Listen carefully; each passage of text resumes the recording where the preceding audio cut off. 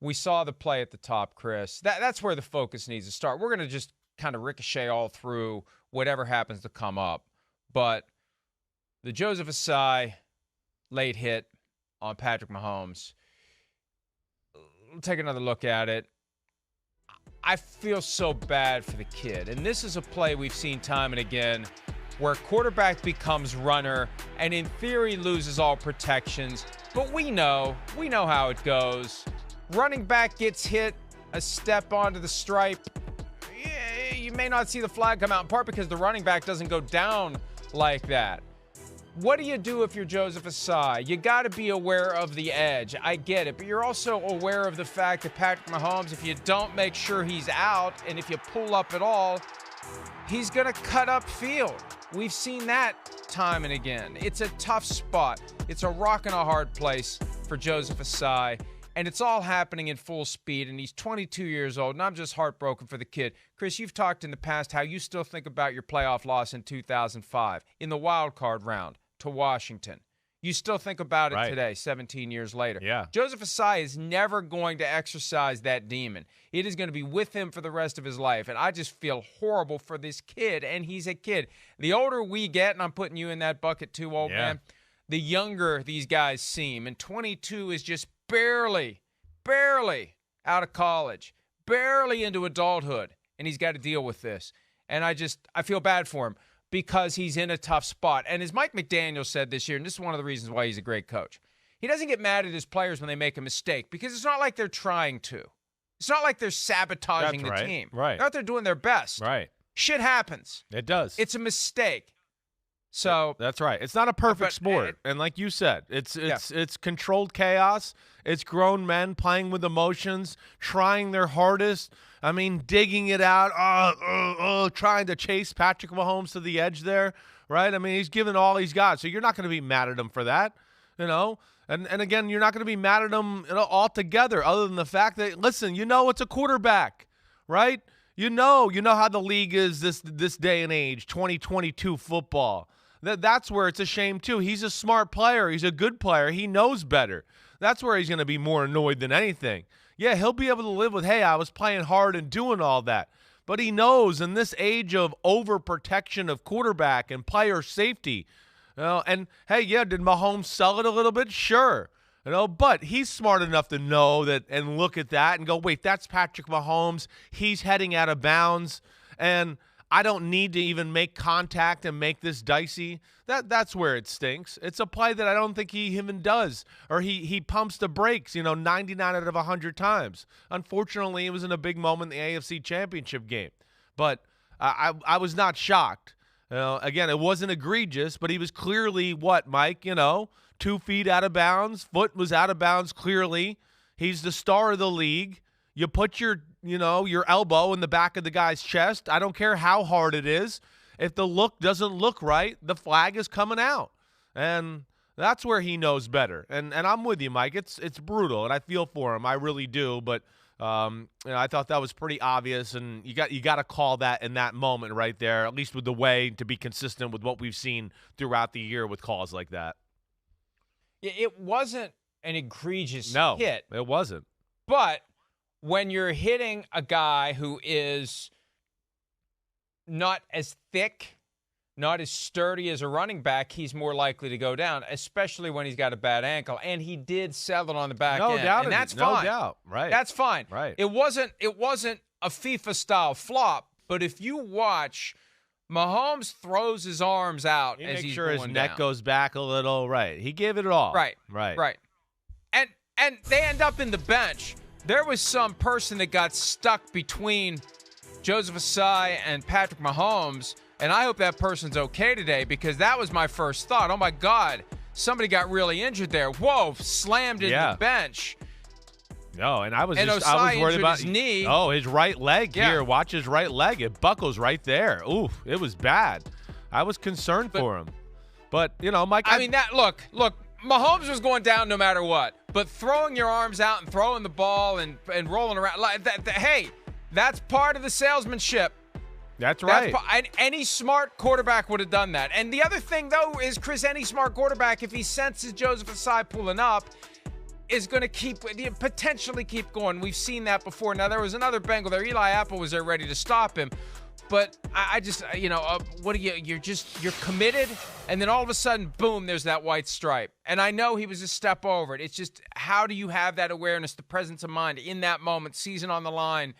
It's just sad. It's a shame. Yeah, and it stinks. It stinks to come to that. Sometimes it's just nobody's fault. Well, sometimes shit happens. We wanted to see maybe a little more drama to end the football game, not the game to end that way. I think that's the other thing that kind of feels buzzkill about it. You don't feel like, wait, I didn't get to see like Mahomes make magic or Burrow do something here to bring them back. Damn, he knows better than that. That the game's gonna end that way. That's kind of how it ended. It was, if you're a Chiefs fan, it's woo, yes, awesome. Bengals fan, oh my gosh, I can't believe we did that. I can't believe they called that. I think that's called on any star player though in the NFL, not even the quarterback. I think if it's Justin Jefferson or anybody like that in that moment right there, that's one. Again, I think again, I feel for Joseph Ossai, but he knows better in that situation, and it was a little bit anticlimactic how it finished that way. But regardless, the game itself was not. The game was great and had a lot of ebbs and flows and little storylines within the storylines, and that's what I enjoyed. And like you said to start the show, it looks like we got two teams here who got great belief. They got generals that got great belief, and they're going to be in a lot of games just like this. And it's the Chiefs finally got one. Before we go through some of the ebbs and flows and the moments that made the game so damn entertaining, here's some audio of Bengals linebacker Jermaine Pratt going into the locker room after the game, clearly upset with what Joseph Ossai did, followed by Joseph Ossai talking about that penalty with teammate B.J. Hill there to give him the support that Ossai needed last night and is going to need going forward. All we got good is my last year. Why do you cut the quarterback? Dumb question. Come on. He played his butt off the whole game. That's a different question. Things are happening so fast there, obviously. Did you have any idea you were at that sideline there? I mean, obviously you're in full chase, and Yeah, I was just in full chase mode, and I was trying to push him to maybe get him going backwards, because I knew he was going for that sideline. I was trying to make him go backwards, get that clock running, but I didn't know. I haven't seen it yet. I didn't know how far out of bounds we were, but yeah. How hard is that to kind of not put all that weight on you as you go through this? I mean, it's just...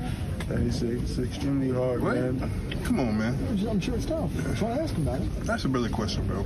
Come on. The support you're getting, is that a sign of kind of the culture that feeds this team? For sure, absolutely. We're one big family. It's not fake, when the going gets tough, start pointing fingers, we lift each other up, and I'm just happy I got these group of guys around me supporting me right now, because it's hard. That was B.J. Hill, not Jermaine Pratt. That was amazing there. Joseph Ossai. B.J. Hill there to have his teammates back. Jermaine Pratt on the way in with the very candid F-bombs and the mother F-bomb. And he's saying Zach what Taylor a lot of fans are saying. I'm clearing out. Yeah. Well, because a lot of fans are saying like kind of what we're saying, Mike. Like, you know better. Like, damn, it's the quarterback. It's Patrick Mahomes, right? He's a yard out of bounds. Of course they're going to call that. And, it's rare to hear them say that as they walk in the locker room. And, of course, Joseph Ossai is probably hearing that as well. And that just, adds to the feeling horrible part of being an athlete there. Sorry, Mike, I didn't mean to cut you off there. No, it's fine. And Pratt took to social media in the aftermath of the uproar that emerged late last night when that video came to light. He said, "People will post anything on social media for likes and views. I have real feelings. Sometimes they are raw. If you love something as much as I do, sometimes things will be said in the heat of the moment, That's but right. I know what type of teammate I am and what type of man I am. Trust me, no love lost. I'm hurt. Remember, some people will hate you, rate you, and shake you, and try to break you, but I will stand tall like always." Now, look, Jermaine, people didn't post that for likes and views. People posted it because it was compelling. And cameras and microphones are everywhere when you're playing the NFL. So, yeah, you're going to have raw emotions, and I get it, and I appreciate the context, but that doesn't make it something that shouldn't have been shared with the world. It just shows everyone what the Bengals are currently processing. We've seen teams suffer devastating losses before, and how they move forward from that devastating loss, whether it's Super Bowl 49 with the Seahawks and the run/pass conundrum that took years for them to get over. Yeah. Super Bowl 51, the 28-3 loss, or the 28-3 lead blown by the Falcons. Like, it's going to take time. And the Bengals need to mobilize and make sure that anyone that's got a problem with it, that's job number one today. Anyone's got a problem with it, we got to talk this through, and we got to recognize this guy's not out here trying to blow the season. This guy's not trying to sabotage us. This guy's not trying to keep us from advancing to the Super Bowl. He's just out there doing his best against the best quarterback in the league, who reestablished he is indeed the best quarterback in the league, because even with that sprained ankle, he was still spectacular last night. Yeah, that's right. And you know, Mike, you're saying all the right things. And I don't worry about the Bengals bouncing back from this. I don't know what's more crushing, this or having a 10-point lead in the Super Bowl last year. Look what they got back to, right? We saw two teams last night that have incredible, you know, mental toughness and fortitude and just stubborn, and we don't lose, and damn, we got knocked off the perch last year and we're coming back. That's what was amazing about the game. Let alone there was moments in the game where you went, ooh, whoa, man, Kansas City's got all the momentum. Oh, man, whoa, Cincinnati got it back. Oh, man, Kansas City seems like they're hanging on. I mean, it just had a little everything that way. And, yeah, it's tough. It's tough, and I feel for Joseph Ossai. Way to go with B.J. Hill there. I mean, damn, I wish I could have B.J. Hill next to me every time I had to answer tough questions. But that's the other thing. Sometimes position players, you know, they don't get to experience that a lot, right? The quarterback's usually the guy who makes the game-losing play, interception, gets strip sack, fumble, do that. That's new to a guy that's outside linebacker, D-end. I lost the game because of one play. That's new territory, and I think that's why it's probably a little harder for him to take as compared to maybe a running back who's fumbled at the end of the game before, or a quarterback who's thrown an interception. You know, that's where it's new territory emotionally for Joseph Ossai, and I feel for him. But, you know, again, we hit that part. Let's hit the game now whenever you're ready, at least. Well, I got one more thing, cool. Chris. All right. One more thing, and I don't want to trigger you, and I don't want this segment to be completely consumed by your reaction to something else from that last play. Something else from that key play that ended with the Joseph Ossai hit out of bounds, right, that should have wiped the play out and should have been a real do-over. Not the phony-ass do-over that happened earlier in the fourth quarter that we'll talk about later, which still makes no sense to me this morning. There should have been offsetting fouls on the play that put the Chiefs in field goal range. Let's watch it again from the start, and let's watch the left tackle, Orlando Brown Jr. of the Kansas City Chiefs, what he did to Trey Hendrickson. Look at that. Oh, is that Donovan Smith playing for the Chiefs? Up around the neck with the arm bar. Right there. Obvious. They called that earlier on the Bengals, the up around the neck as the guy's trying to get to the quarterback. I don't think it was even close to Donovan Smith territory, Mike. I don't even. Well, right. He had two hands like here, you know, and he's just running into him. You got the arm around the neck, and the guy. And anytime you see the defensive end go back like that, impaired and impeded at the neck, but the point is, they miss those all the time. And whether it's incompetence, I think at a certain level, just like all the missed false starts, it crosses over into your theory. The offensive linemen are overwhelmed by the defensive linemen, so they're getting some help. It goes back to we have to keep the quarterbacks healthy. That's why we throw the roughing the passer penalties all the time. We have to give the offense an edge and not calling holding when it happens and you see it. And we've seen it over and over again. That's why Joey Bosa blew a gasket 16 days ago after the Jaguars-Chargers playoff game. Yeah, they're not calling the false starts. They're not calling the holds. But that was an arm up around the neck. And I know I mentioned Donovan Smith for effect, but that's still a hold that should have been called. I don't agree with you there. Trey Hendrickson doesn't even think he got held. He's not even worried about it. I do not agree. He got held. And again, Trey Hendrickson doesn't want to get fined like Joey Bosa did. No, Mike, come on. You got a theory for every theory. Stop. It was not. It was perfect pass protection. His hands were right in there. And yeah, listen, it's a shame. I am stunned. I am. Stunned. That to me was not. That's not passing. That's social media disagrees with you, as do I. He held him, and it should have been called. Okay. All right. But either way, listen. There's a problem there in refereeing in these kind of games in general anyways. That's right. I mean, it's not as consistent as what we've seen for the regular season. goes, I mean, pass interference doesn't exist anymore. I mean, it's all of a sudden it's gone. It ran the league for 18 weeks. It's not even part of the game now. The most important games of the year, it's not even a part of it. And again, yeah, I mean, listen, if it got called holding there, I'm going to go, oh, okay, wow, that's ticky-tack in that moment. That's what I would have said. I did not look at it like anything near. I mean, Donovan Smith was like borderline manslaughter every play. It was bear hugging. He had his hands inside the guy there. And again, the other thing too is, Mike, I'm just over it because we can go back in the game and I can show you, like, to your point, like 8 plays where I go, well, Chris Jones is being held here. Like, he broke through the line of scrimmage. So, like, I've given up trying to, like, even police that anymore. I hear you. So frustrating. You know what I mean? I hear you. But you talk about consistency, and there was a flag thrown on the Bengals for a similar move where a guy broke free up the middle, and it wiped out a big gain. And I think that's the thing that's got the Bengals fans most upset. They feel like there wasn't consistency. They feel like the Chiefs got the benefit. And I've got so many emails already. It's just one of those moments where people think, it gives credence to the tinfoil hat crowd. People think they wanted the Chiefs to win. So they helped the Chiefs win with some of the crazy stuff that happened. And fueling it was that effort to give the Chiefs an extra third down earlier in the fourth quarter. Right. That's the thing. Even though, thankfully for the league, that drive didn't end in any points. Right. That's the kind of thing that makes people think the fix is in. Listen, I hear you there. There was definitely some shady communication and some shady looks there.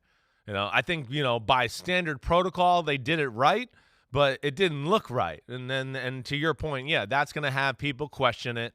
But again, I don't think the league cared.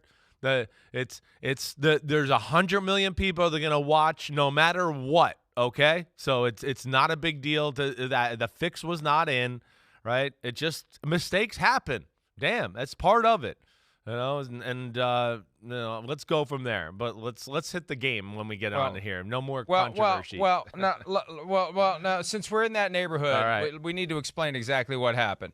So there was a 3rd and 9 play with about 10 minutes left, and there was an issue with the spotting the ball after an incomplete pass, and Ron Torbert they let the clock run, and it should have been stopped. We're gonna put 10 seconds on the clock and 10 seconds on the play clock and set the game clock to 10:29 or something like that. And they restarted the clock, and the game clock started, and only the play clock should have started. And you know what?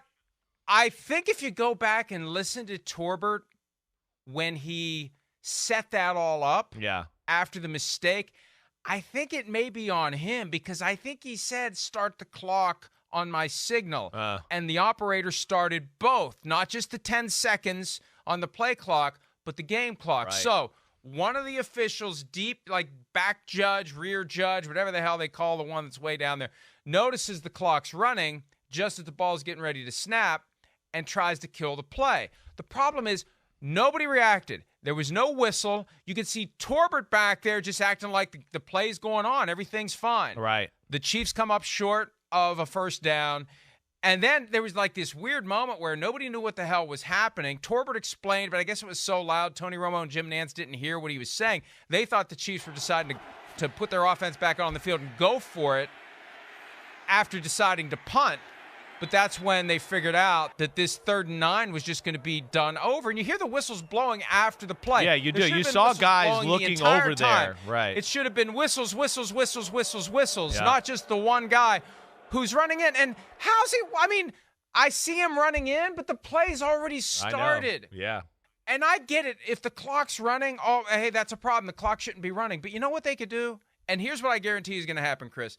At some point this week, somebody from NFL Network, since they work for the league and they're going to be privy to the memo, it's going to be given to them, they're going to report that the league is considering or will consider in the offseason changing the rule that requires the play to be shut down in a moment like that. Because you know what you can do? You can go back after the play and you can figure out where the clock should be. It isn't that hard to figure out how many seconds elapsed during the play. You go back to where the clock should have been. You remove the second. You do whatever you have to do. You can fix it after. Don't try to shut down the game, especially when you know you're in an environment like that where it's loud. And it shouldn't have been as loud since the Chiefs had the ball. They're trying to operate their offense. But you don't shut the play down in that moment. If someone sees the clock is running when it shouldn't be, fix it after the fact. Don't even try to kill the play. Because then you saw they were explaining to each other back there, what are we going to do? And I'm sure New York was telling them what the hell they were going to do. That's one of the areas where they're allowed to tell them what they're going to do. But a mulligan in a situation like that is never acceptable. A do-over has to only be the last resort choice to fix something that happened, like a ball hitting the wire, although that apparently wasn't enough to get a mulligan on a punt in the earlier game. Right. You've got to have another solution. You can't just say that play didn't happen, especially in a playoff game. That's the kind of thing that gets people saying, what the hell's really going on here? Yeah, it's a tough one. I mean, again, it didn't look great. It didn't. The problem is just that, yes, okay, he sees the clock and he blows the whistle, and again, even though it doesn't look or appear that anybody really heard the whistle until later in the play or when the play was over, the whistle was blown, and you got to start the play over as soon as that happens, because you could have one guy. You could have the right tackle who went, oh, wait, I kind of heard the whistle. I stopped for a second, or a receiver who slows down. So, therefore, that's why if the whistle was blown, you have to do it that way. But I think you're right. Maybe they need to figure out a new way. I'd like to hear a whistle. I'd like to hear a whistle, and I'd like to see at least one person react to it. I didn't hear a whistle, no, I didn't. And I didn't see anyone react to it. That's the problem. That's why the message should be to any of the officials, if you notice something amiss like that, just let it go. Once the play started, just back off and let it go. Don't even try to stop the play. It was a weird moment. Yep, it was. And, again, the league's very lucky that there wasn't a score on that drive. And, Chris, you mentioned people are still going to watch. And you're right, people are still going to watch. But there's that one controversy out there lingering. There's going to have Congress up the NFL's ass. That's the problem. Or you got prosecutors who have jurisdiction. Right. And you start wondering, who is really placing bets? Does the clock operator have money on the game? Does this person have money on the game? Who's got money on the game? Hell, at one point in the early game, I'm thinking, well, does somebody in the broadcast truck have money on the game? Why didn't that? Well, we'll talk about it later. Why didn't that replay angle come up a little earlier? I mean, the fact that we've embraced gambling is causing people to quickly say who's got money on this game, and that is the first domino in something's going to be a problem for the NFL if they don't button their stuff up. And that's just, bottom line is, that's something that needs to be buttoned up. Yeah. That needs to be something that they figure out a solution other than, in that moment, we're going to just wipe the play off the board and pretend it didn't happen. Yeah, they got to do their best. It's not going to go away. It's not. I mean, it's hard. It is. But you're right. Hopefully they can find a different approach there to where it doesn't, look that suspicious or have that look. Or you're right. Just let the play go and try to fix it after the fact. I know, but these are conversations, again, that are they're always going to go on now. It's official. And, of course, the people that are saying that are the ones that have, large amounts of money betting on the game as well. So anything that goes against them, they're always going to go, oh, it's fixed against me. They're trying to screw me, and they want the other team. And it's just going to be part of the conversation with professional sports, and especially the NFL now. Well, and it's always been there. It's always been there. It's more now. Enhanced when it's DraftKings this and FanDuel that and BetMGM that. That's the problem. It's legitimized because the gambling is legal and the gambling is legitimized, and that's what's going to open the door for a problem at some point. They got to be careful, and that should be their top obsession, and that should be their top concern. Avoiding something where we've got the controversy that resonates into the days after the game. All right, Patrick Mahomes had the ankle injury that started on Saturday of last week. He gutted through it, did the Willis Reed, Michael Jordan thing then, spent the whole week trying to get himself ready to play on a high ankle sprain, and did it again. I mean, really, if we're talking about legendary performances when you're injured, he's now got 2 games on the same injury, and he's possibly going to have 3 games on the same injury, Chris. It really was amazing because it was clear he wasn't himself, but he found a way to play through it. And for most of the game, now between plays, it looked like he was feeling it. But, man, during the plays, not that he was this classic patented hair on fire Patrick Mahomes, but he still was able to move enough to help that offense go. Yeah, that's right. In the pocket, move around there. Kind of the things we talked about, last week, right, when we did the picks pod. It just, as long as he can move in that general area, he'll still be very effective. I mean, where do you want to start? I mean, the guy reminded everybody last night who the king of the NFL is, all right? That's the first thing. And then what he's doing right now. I feel like it's kind of still getting glossed over here. The guy's been a quarterback in the NFL for 5 years, starting quarterback for 5 years. I know he played 1 year, or was in the bench 1 year. 5 years. We're won an MVP, won a Super Bowl MVP, going to the 3rd Super Bowl. 3 out of 4 years going to the Super Bowl. AFC Championship every game. I mean, I just had to start there, Mike, just because we're watching history. We're watching an all-time great, added to the fact of what you're talking about. He played on one leg this week. He guts it out this week, right? And, wasn't great at the end of the football game. He wasn't great, but he was amazing early on in the game to give them the lead and answer back a few times when Cincinnati did regain some momentum at 13-13. Again, can we go back and show that last touchdown pass down the middle to Valdez-Scantling? What a play. That was incredible. I mean, incredible, right, missile. Mike? Right. Missile off a bad foot, so he can't even. So here he is. I got a little blitz. I'm looking to my left. Oh, man, I'm going to kind of step up and not be in a good position and not have power on my right leg to throw it and fit it in there against one of the best nickel corners in football over the last few years. I mean, like what you said, that was a missile. That was unbelievable. He's just got great feel. He's the natural. That's what he is. Love Joe Burrow. Love Josh Allen. Mahomes are amazing. Mahomes, he showed everybody last night that he's still the king of the NFL when it comes to quarterback. Chris, I don't think the guys in the booth even could process what they had just seen. I was like, I had a double take. I was like, did he catch that? Was that a touchdown? Yeah. It was one of those moments. Unreal. Yeah.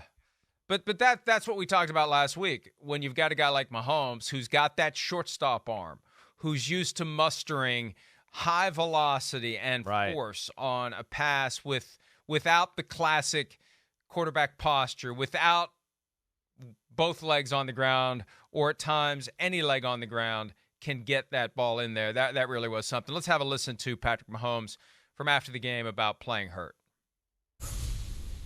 Yeah, I tried to a couple times in the game where I was trying to get through spots that I usually could get through, and you could see that I didn't have that burst that I usually have. So I got the ball out of my hands quickly. I think you saw that. And I threw probably a few more checkdowns than I usually would throw, and relied on my teammates to make the plays happen, and that's what they did. I think y'all saw I said the stopping was going to be the hardest part, and obviously throwing it across your body, you have to plant that right leg and twist across it to throw. So I definitely didn't feel good. I think the worst one was when I fumbled. I try to pick it up, and that was probably the worst tweak that I had during the game. But like I said, they got me close as they could to 100%, and then I just battled through, and I'll have a few more weeks to get it ready. Yeah, I mean, if he got it to the point where it was after 7 days, now he's got 14 days between games, and I don't know how much more damage was done to it. It's kind of like it was after the Saturday game. Let's see how it is the next morning. Yeah. Is he going to be able to get out of bed? How swollen is it going to be? And now today, we'll see. But they weren't engaged in any sort of rope-a-dope throughout the week. He was moving fine, and he was getting the treatment, and they controlled the swelling, and it's amazing he was able to play like he did. And Travis Kelce, for that matter, who had the back injury that popped up on Friday. And all game long, every time he got hit, is he going to be able to get up? Is that going to activate? And you saw him a couple of times. I think we got the video of it, using the quick lateral maybe to avoid taking that hit. If he saw an opportunity to get rid of the ball in lieu of being taken to the ground, he did it. One time it worked well. One time it almost ended up being what was that? Oh, my gosh, right, yeah. Kelce gutted through it as well. And that's something, I tell you what, you know how back issues go? Definitely. I'm as concerned about him 13 days from now as I am Mahomes. I may even be more concerned for him because we've seen Mahomes find a way to get through it. You got a back problem, when it tells you you're not doing anything, you're not doing anything. No, it's it's those two guys. I don't doubt anything, right? I mean, I'm with you. I hear you. They're serious injuries, but not for those two guys. I mean, they're like, they're like the Avengers. Those two, nothing stops them. They really are. It's just what they do on the football field, what they did yesterday. With 2 weeks, I'm going to expect them ready to go. I mean, here, even this play, Mike, this touchdown. What? 4th and 1. There's just moments here of greatness. Like, hey, the play's covered. Cincinnati's all over it. They knew the play that was coming. You can't stop just the backyard feel that Kelce and Mahomes have together. Oh, you're supposed to run to the corner? Wait, there's a guy there? Hey, we've seen people try to stop this before. Stop, and then I'll throw you a laser for a touchdown. No big deal. Oh, okay. Hey, we're up 13-3. We're watching, some all-time greatness here at as far as the Chiefs are concerned. And just as far as, I think this exciting thing about the Chiefs is, we know how awesome Kelce is and Mahomes. And then to do it without the rest of the group of characters around them last night. Juju Smith-Schuster, gone. McCole Hardman, gone. Kadarius Toney, gone. No run game, gone. And then still find a way with Mahomes, Kelce, Chris Jones, and a few other guys, just making a few plays in a moment there where it's the second week in a row, as amazing as Mahomes is, and it's amazing as many times he's bailed their ass out and carried them to victories. They're winning as a team. They're all making plays across the field, across the board, I should say. And what we saw even towards the end of the football game with the defense making some big stands in the turnovers. So that's the cool thing about the Chiefs here. I feel like they've turned the corner from the 2020 Chiefs where it was, Mahomes making magic trying to just pull rabbits out of his ass to beat the Buccaneers in the Super Bowl, to now where it's not all on him all the time. And they have different ways to do it, and I think that's what's exciting if you're a Chiefs fan too. Well, and look at what happened, and compare and contrast the Bills and the Chiefs. With the Bills, they got Stephon Diggs, and who else is going to step up? Yesterday, they got receivers banged up, Kadarius Toney out. Yeah. Guys stepped up. Guys got it done. Marquez Valdes-Scantling, who's going to be a free agent after this year. He made himself some money yesterday. So and Mahomes said it multiple times after the game, Chris, it was a total team effort. It was. Guys making plays when they had to make plays. And you mentioned Chris Jones. We need to give that guy some love. What? That guy was incredible. Right. Chris Jones. Yes, he was. Just, and now, early in the game, it's funny because I was hearing some of the points you made last week as it relates to the Bengals' ability with a depleted offensive line to deal with the Buffalo Bills pass rush. Chiefs aren't the same. No, exactly. Bills don't have Chris Jones. Exactly right. And Chris Jones was on a mission yesterday. He was. Him, Frank Clark. That's what we were talking about last week, right? They're just more studs on their team, and that's what we wanted to see. Cincinnati, they looked good last week, but can they do that again on the road against the Chiefs and some of these freaks they got up front? And that's to me, again, the Chiefs, not only the gutsy performance on the offensive side of the ball, but hey, Joe Burrow got the ball twice at 2020, and you're thinking, oh man, it just doesn't seem good for the Chiefs here. It seems like the Bengals got all the momentum and things are going well. And they make turnovers and sacks and a number of big plays. Let alone, I thought Steve Spagnuolo had a great defensive game plan. A little bit what we talked on our Picks podcast too, Mike, and when we broke down the game. It wasn't basic. When they showed replays, guys were being doubled. People were going everywhere. It was a phenomenal team effort by the Chiefs. It really was. And that's where they've turned the corner into, it was the Mahomes in the air show, for the first few years of his career here. But right now, they got some studs on defense, and then with his magic mixed in, that's where they're tough to beat. They got great belief no matter what, and I think that's what's going to make an awesome Super Bowl between them and the Eagles. By the way, I have a point that I want to make. Yeah. It was a trend I noticed yesterday, and it's particularly relevant to something that we saw 15 days ago when there was a key 4th and 8 in the Vikings-Giants game, and a certain quarterback threw the ball 5 yards short of the sticks. We're seeing now, and I don't know that this is going to take. I don't know if it was just quarterbacks who rise to the occasion deciding to do really gutsy things. 3 times yesterday. We saw it on the first drive of the Eagles game. Yeah. We saw Mahomes in the 4th and 1 that we showed earlier, and we saw Joe Burrow do it on 4th and 6. Forget about the sticks. Forget about it. I'm going for it. Yeah, that's right. I'm going for it. Right. I'm throwing the ball down the field. Exactly. I'm going for 6, not 6 yards. I'm going for 6 points. Right. We saw it 3 different times, and it worked all 3 times, even though it shouldn't have in the Eagles game. We'll be talking about that later in the program. But that throw that Burrow made, that was the most impressive throw of the night to me. Jamar Chase double covered. Yeah. Joe Burrow calmly, I mean, that's the baby-faced assassin. It's 4th and 6 in the AFC Championship, and you're down 7. And he just, no big deal. Just like it's 1st and 10 in the first quarter of the first week of the regular season. No doubt. What in the hell was that? Yeah. Unbelievable. Double teamed, like we were just talking about. But they're thinking, Mike, to what you're talking about. It's 4th and 6. He'll run a route for 7 or 8 yards, right? And I think offenses have wisened up a little bit to where they go, wait, they're giving us all these plays behind it. They're doing everything they can to take away, 4th and 2, the 3-yard area to get the first down. So I think offenses have hit the point where, like, wait, if they were doing this to us on 1st and 2nd down, we would go, oh, we got to throw the ball down the field. We can't let them do this to us. And I think you're seeing good teams with good quarterbacks and good players go, wait, we're not going to let them do this to us and just just make everything hard for us to gain a 2 or 3 yard gain. I got Joe Burrow and Jamar Chase. We're going downfield. He underthrew it a little bit, but either way, to your point, Mike, I mean, he's just an assassin. He realized the coverage. He realized they were sitting on the underneath route. And then he also realized, wait, let me just give the best player on my team a chance to go up and get the ball, and he did that. And yeah, that's what's special about Burrow and Mahomes. Yeah, there's a surgicality, and they can just be snipers, but they have a great hey, I'm going to give my guy a chance every now and then feel too that it's not necessarily in the playbook. And I think that's what makes them both fun to watch, and why the game was fun to watch last night, because they're not scared of any situation. They just let it go. I made that point on Twitter last night about Joe Burrow calmly throwing the ball well past the sticks.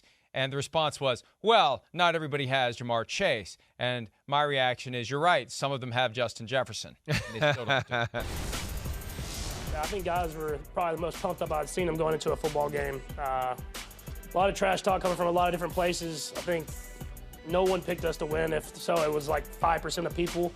And we think we've built up enough respect to have a chance to go out and win every game. So whenever you feel like you're the underdog, when you're playing at Arrowhead Stadium, it gets guys ready to go. Yeah, I mean, you got Arrowhead. They beat us last time. They were talking about we got to play them. There was a lot of stuff. I mean, the mayor came at me, man. I mean, I understand he's the mayor of Cincinnati, so he has to think about something. But, it's something that you just got to play the football game and then let your play do the talking. I said enough about the Cincinnati mayor. It was Cincinnati was a better city when Jerry Springer was the mayor. Wow. Boom. Hey, Travis. You're not from Cincinnati. You're from Jerry. Cleveland. Anyway, it just shows you, and this is what I was concerned about. Yeah. The Bengals had that edge. The Bengals were mad about everything. The Bengals were everyone looks down on us. Everyone picks against us. No one has faith in us. So what happens? They gave the Chiefs that Idiots angle. like me. Yeah. Yeah. Idiots like me learned the lesson. Well, we're not going to buy into this. Nobody believes in the Bengals. It's amazing, and I'm not asking anyone to shed any tears for us, but the reality is we helped set this narrative. And I know you picked the Chiefs, but I didn't know who to pick. It was basically flip a coin. But we set the narrative that becomes the thing that motivates these guys. Right. And I don't think only 5% of the people picked the Chiefs to win. I doubt it was only 5%. That's just part of how it gets warped to provide even more motivation. But you heard the Burrowhead stuff. It was Friday, Chris Jones walking off his press conference. See you at Burrowhead Stadium. After the game, Burrowhead my ass. Travis Kelce yells into the microphone when Tracy Wolfson is trying to interview Patrick Mahomes. Mahomes gets into it. They call it ain't Burrowhead, it's Arrowhead. I mean, they were pissed about that, and that all goes back to Mike Hilton, caught up in that moment, drunk on the fact that they'd beaten the Bills soundly. You throw that in, the Eli Apple stuff on Twitter, that you're writing a hell of a check. And, Chris, I think this is one of the problems of having a guy like Joe Burrow who can pull it off a certain way. He can pull off the attitude and the edge and the swagger a certain way. Right. Others in the organization get caught up in that. And the mayor of Cincinnati gets caught up in it. And you get too many people walking around with their chest out saying, in kind of – and Burrow – and again, Burrow can They're writing checks. Shut up. They're writing checks that they want Joe Burrow to cash, right? That's what you're saying. They're writing checks that Joe Burrow's got to cash, and you're going, all right, Joe, hey, I talked tough all week. Now bail me out, Joe. I mean, that's what they're doing. That's what it feels like, I think, to what you're explaining a little bit. Yeah, it's easy to talk tough and do all that because, yeah, we got number 9, and he's usually is pulling something out of his butt to make a magic happen and win a football game. You know, so I hear you. I totally hear you. But, Mike, it is the reason I picked the Chiefs. It was a huge reason. They have championship DNA. We know that. We saw that a little last week with the 98-yard drive when Mahomes was out. And that's where, again, it was a coin flip game to your point. But I just went, man, to me, that was a part of it. The Chiefs are going to take this personal. You know, the Bengals, yeah. They rubbed the Chiefs' face in it a little bit the last few times, and okay, that's fine. That's part of sports, you know. But this is a team that's been to the mountaintop, and they're a great football team. What we're seeing here, I mean, 3 Super Bowls in 4 years. I don't care what you say. I don't win or lose. This is a great team, and some special type of run we're watching them on here. And they took this personal. They did. You could tell. And again, then Cincinnati and people around it made it more personal with the things they were saying to, I think, to what you're saying, Mike. They swayed the chippy meter over to wait. Hey, the Bengals were the chippy team all playoffs. And really yesterday we saw the Chiefs were chippier. They were kind of the more motivated, pissed off team. Not to say it was by much, but they certainly took it more personal than it seemed like the Bengals did throughout the game. Oh, they absolutely did. And you would think they won the game by 20 points, not 3 points on, you know, a goofy, fluky penalty that put them in position for a 45-yard field goal. I mean, they still could have lost that game. Yeah, definitely. Even with all that stuff. Yeah. The Bengals were still there. And it just made me think, you know, what the Bengals really do need to assess this whole and it's at a certain point they become the top dogs. Now they can go into next year with a little bit of an edge because they didn't get back to the Super Bowl, but it's kind of like David keeps beating Goliath. So yeah, all the other Israelites are walking around saying, we got David. David's going to beat Goliath again. David doesn't always beat Goliath. That's the problem. Sometimes Goliath wins. And that's where they have to be very careful. Too many people are getting caught up in what Burrow can do, and he still almost did it again yesterday. That's the point that we can't overlook. They didn't lose 21-7. They were in it, and they almost won it, and it took some great defense by the Chiefs down the stretch to keep Joe Burrow and company. I mean, my wife was watching the game, and we're getting ready to go to Phoenix next week, and she's like, well, I was starting to look for orange stuff to wear to the game. Like, I hope I didn't jinx them. She thought it was over. She thought it was done. She thought they were going to do it again, and I did too. I really did. And then I thought we were going to have overtime. I think that's the thing that's the most unsatisfying about the Joseph Ossai penalty. Right. Not that it gave the Chiefs, the walk-off win, essentially, but it robbed us of overtime. I thought we were going back to overtime in this AFC Championship game again. Hi, it's Mike Florio. Thanks for watching PFT on YouTube. Hit subscribe for the latest news and analysis from Pro Football Talk.